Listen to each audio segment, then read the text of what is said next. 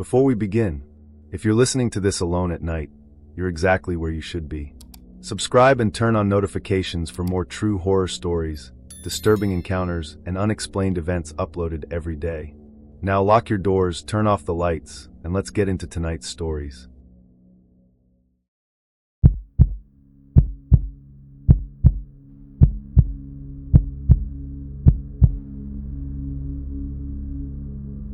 Every national park has restricted areas. Sometimes it's because of rock slides. Sometimes it's because of wildfire damage. Sometimes it's to protect wildlife. Visitors aren't allowed beyond the signs. Employees aren't supposed to go there alone. I worked as a seasonal maintenance employee in a national park for almost 2 summers. Most of my job involved repairing fences, clearing trails, and replacing damaged signs. Nothing exciting, nothing dangerous, until I was assigned to replace a warning sign on a trail that had been closed for years. The strange part wasn't that people kept ignoring the closure. The strange part was, every morning, someone had moved the barricade back out of the way. This happened during the summer of 2023. I worked inside a large national park in the Rocky Mountains. Every morning our maintenance crew received a list of small jobs. Replace broken benches, repair handrails, remove fallen trees. Simple work.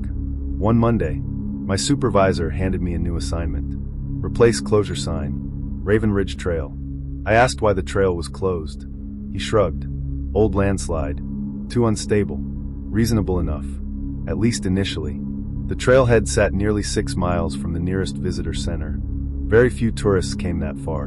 When I arrived, a heavy steel gate blocked the entrance. Bright orange signs warned. Trail closed. No public access. Everything looked exactly as expected.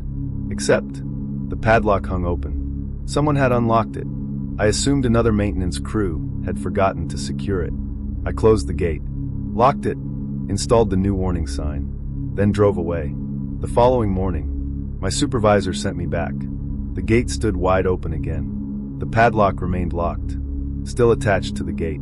There wasn't any damage. No cut chain. Nothing. Only the gate itself, standing open. Fresh hiking boot prints disappeared up the abandoned trail. Park rangers assumed visitors had climbed around the gate. Reasonable explanation. Mostly, we added additional fencing, concrete barriers, even warning tape.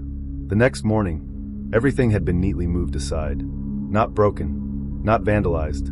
Simply moved, as though someone had carefully made room to enter. One afternoon, I volunteered to hike a short distance beyond the closure, just far enough to check for storm damage. About half a mile in, I noticed something unusual. The trail looked maintained. Branches had been cleared. Loose rocks stacked neatly beside the path. Even though no maintenance had been scheduled there for years, someone had been taking care of it. Around the next bend, I found a wooden trail register. Visitors normally sign these before entering remote backcountry. The notebook looked surprisingly new. Entries covered the previous several weeks. Families, couples, solo hikers. Every signature looked perfectly ordinary, until I noticed something. Every entry listed today's date. No matter which page I opened. The first page, today's date. The middle page, today's date. The final page, today's date. My stomach tightened. Then I heard laughter. Children laughing somewhere farther up the trail. I called out. No answer. The laughter continued, always just beyond the next bend. Eventually, I reached a scenic overlook. The valley stretched for miles. Beautiful, peaceful. Standing near the railing were 5 hikers, a family, parents, 2 children, an older grandfather. I waved. None of them responded. Instead, they quietly looked toward the valley below. The grandfather slowly pointed toward another trail, disappearing into the trees. Without speaking, I glanced toward the side trail, only for a second. When I looked back, the overlook stood empty. Nobody remained. No footsteps. No voices. Nothing. I returned to the trailhead faster than I cared to admit. That evening, I mentioned the family to one of the senior rangers. He became unusually quiet, then asked, "Did the grandfather wear a red flannel shirt?" I hadn't described anyone. He nodded slowly. Years earlier, before the landslide, a family hiking Raven Ridge reportedly became disoriented after leaving the main trail. Search crews spent nearly a week looking for them. The official reports never explained exactly what happened. Eventually, the trail was permanently closed. Mostly, a month later, park management decided to remove the old trailhead completely. The entrance would be reclaimed by the forest. Heavy equipment arrived before sunrise. Workers dismantled the gate, removed the fencing, pulled up every warning sign. When the final post came out of the ground, they discovered something buried beneath it. An old park sign. Not a warning sign. A welcome sign. Its faded lettering read, Raven Ridge. Open daily. Below it, someone had recently carved 4 words into the wood. Please don't close it. Nobody admitted doing it. The sign disappeared into evidence storage. Or at least, that's what the paperwork claimed. Near the end of the season, I returned one last time. Mostly out of curiosity. The trailhead no longer existed. Trees already covered the old entrance. Nature was reclaiming everything. As I turned to leave, I heard distant voices. Families talking. Children laughing. Boots crunching across gravel. I looked back. For just a second, I could see hikers walking single file through the trees, following the old trail. The grandfather at the back of the group stopped, turned toward me, raised one hand, not waving, pointing, toward the trail, as though inviting me to follow. I got back in my truck, started the engine, and drove away without looking back again. A few weeks later, my seasonal contract ended. I haven't returned to that park since. Sometimes, when people ask what it was like working in a national park, I tell them it was beautiful, peaceful, exactly what you'd expect, because most trails are perfectly safe. Most closures exist for ordinary reasons. Most warning signs are there to protect visitors. Most. But every now and then, there's a trail the park keeps trying to close, because something inside it keeps inviting people back.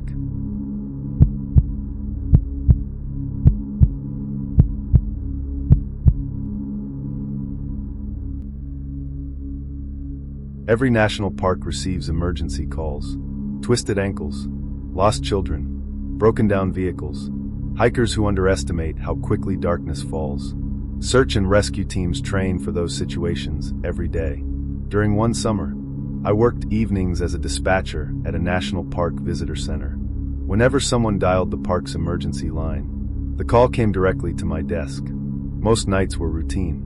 Then one caller started phoning every evening. Exactly 7:42 p.m. Always calm, always polite, always asking for search and rescue. The strange part wasn't the call. It was that he was reporting himself missing. This happened during the summer of 2022. I worked seasonal dispatch inside a large national park in Wyoming. My shift ran from noon until midnight. I coordinated with rangers, medical teams, and search and rescue volunteers. Every call was documented, every response logged. Nothing was left to chance. One Tuesday evening, at exactly 7:42, the emergency phone rang. A man spoke quietly. "I think I'm lost." I asked for his location. He paused, then replied, "I don't know where I am anymore." Reasonable enough. Most lost hikers couldn't give precise locations, at least initially. I asked for the trail name. Silence. Then he quietly answered, "I don't think the trail has a name now." The call abruptly disconnected. We traced the signal. Nothing. No GPS location. No radio ping. Only static. Search teams checked nearby trails anyway. Nobody was found. The following evening, 7:42, the phone rang again. Same voice. Same calm tone. "I still need help." I immediately recognized him. "You called yesterday." "I know. Can you tell me where you are?" A long pause followed. Then, "I've been walking all day. I keep ending up where I started." The line went dead. This continued every evening. Always 7:42. Always the same man. Always asking for help.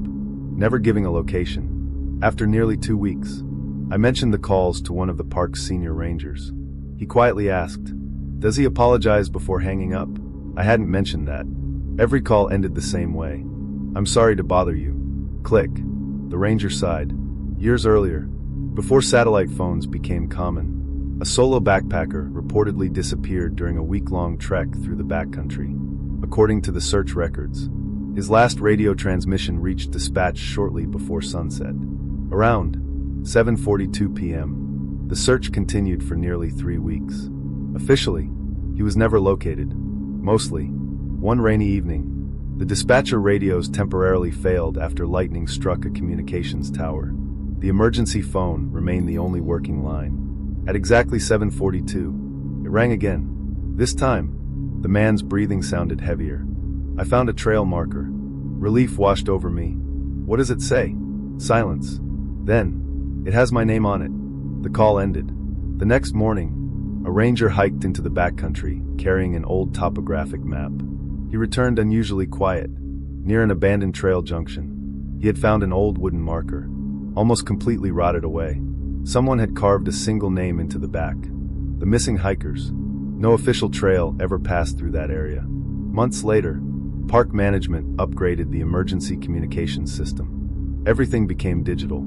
Automatic caller identification, GPS tracking, modern equipment. The strange calls stopped for almost a year. Then, during my final week before leaving the park, the emergency line rang one last time.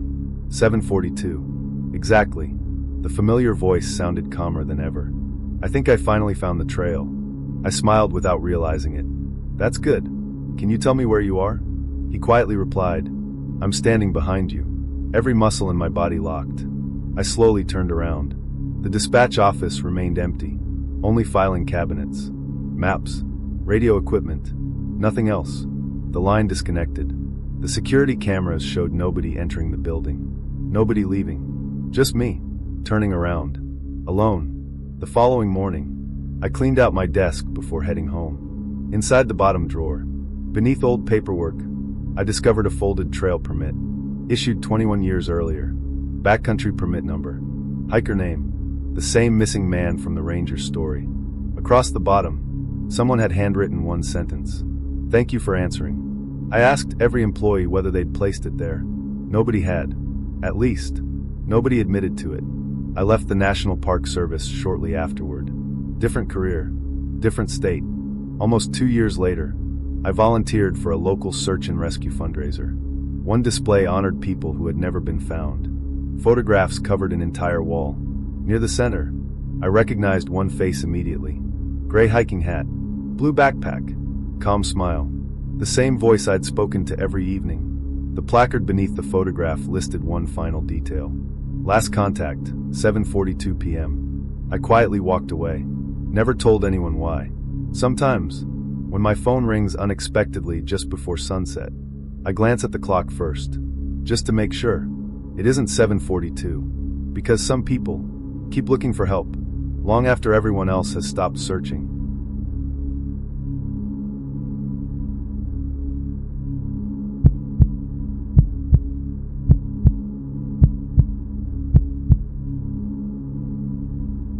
One of the first things every park ranger learns is how to read tracks, boot prints, animal trails, fresh mud, broken branches. The forest always tells you where something has been. It also tells you when something never came back. I spent 3 summers working as a seasonal ranger in a large national park in Utah. Most mornings began the same way. Drive patrol roads, check trailheads, answer visitor questions. Simple, routine. Then every sunrise, I started finding a single line of fresh boot prints inside a canyon that had been permanently closed. The strange part wasn't the footprints. It was that they only went in, never out. This happened during the spring of 2023. I worked the morning patrol shift in one of the park's most remote districts. A narrow sandstone canyon sat nearly 15 miles from the nearest visitor center. Years earlier, a massive rockfall had made the trail too dangerous. The entrance was fenced. Warning signs covered every approach. Visitors weren't allowed beyond the gate. Most people respected the closure. A few ignored it, usually teenagers looking for photographs. Nothing unusual. One Monday morning, I unlocked the maintenance gate for a routine inspection. Fresh boot prints crossed the sand. One set, adult size, heading into the canyon. No return tracks. Reasonable explanation? Someone climbed over the fence after a windstorm erased yesterday's footprints. At least initially. I followed the trail for nearly half a mile. The tracks continued steadily, never changing pace, never wandering. Then, they simply stopped. Not faded, not covered by wind. Stopped, as though whoever made them had taken one final step, and disappeared. I searched the surrounding area for almost an hour. Nothing. No backpack. No campsite. No climbing equipment. No sign that anyone had ever been there. The following morning, fresh footprints appeared again, beginning at the gate, following the same path, ending at the exact same place. Every print matched the previous day. Same boot size, same tread pattern. The sand between them remained untouched. Park management assumed someone was entering overnight. They installed a motion-activated trail camera overlooking the entrance. The next morning, new footprints. The camera recorded nothing. No hikers. No wildlife larger than a rabbit. Only an empty trail. Then, the recording skipped ahead 7 minutes. When the video resumed, the footprints were already there. Weeks passed. Every sunrise, one new trail of footprints, always ending in the same place, always with no return. Eventually, my supervisor accompanied me. We followed the tracks together. Halfway into the canyon, he stopped walking, quietly asked, "Do you hear that?" I listened. At first, nothing. Then, faint voices echoed through the sandstone walls. Not shouting, talking. Several people. Far ahead. Impossible. The canyon ended less than a mile away. There was nowhere for anyone to be. We continued. The voices stopped. The footprints ended as usual. My supervisor looked uneasy. He suggested we leave. Immediately. That afternoon, I asked one of the park's retired rangers whether he'd ever seen anything unusual in the canyon. He became silent for several seconds, then asked, "Still just one set?" I hadn't mentioned the number. He nodded slowly. Years earlier, before the rockfall, search teams had looked for a missing backpacker who vanished somewhere inside the canyon. They found fresh tracks every morning, always leading inward, never back out. The search eventually ended. The canyon was closed not long afterward. Officially, because of unstable rock. Mostly, near the end of the season, park headquarters decided to remove the old fencing during a major restoration project. Construction crews arrived before sunrise. Heavy equipment, surveyors, engineers. One worker called me over. Hidden beneath drifting sand, they had uncovered an old trail marker. Its lettering had almost disappeared. Only 4 words remained readable. "Turn back before dusk." No modern trail map mentioned the sign. No maintenance records listed it. That evening, I stayed later than usual, mostly out of curiosity. As the sun dropped behind the canyon walls, the shadows grew impossibly dark, even before sunset. Then, I heard footsteps. Not behind me. Ahead, walking deeper into the canyon. Slow, steady, crunch, crunch, crunch. I shined my flashlight toward the sound. Nothing. The footsteps continued anyway. Then, another sound. A whistle. 3 short blasts. The standard distress signal used by hikers. I reached for my radio. Static. Only static. The whistle sounded again. Farther away. As though whoever was making it wanted me to follow. Every instinct told me not to. I backed toward the entrance, never turning around. When I finally reached the gate, I locked it, looked back one last time. Fresh footprints had appeared in the sand, beginning where I had been standing, leading into the canyon. Only one set. Not mine. The next morning, wind had erased every track, except those. A month later, my seasonal contract ended. I transferred to another park. Different state, different trails. Almost a year later, I attended a National Park Service training conference. One instructor displayed photographs of common tracking patterns, animal prints, hiking boots, horse tracks.